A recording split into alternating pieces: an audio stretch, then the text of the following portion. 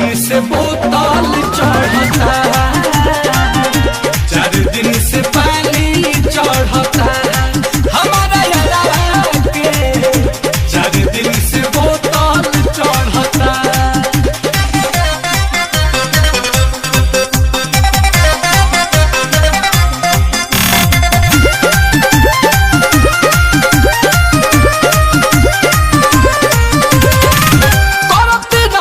Phone बाकी बुझलस न बात के, करी का शिकायत अब हम लहिकिन के जात के।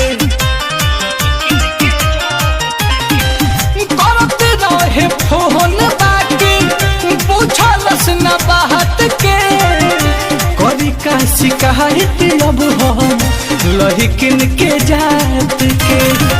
कि नहीं खे पहिले से तनी को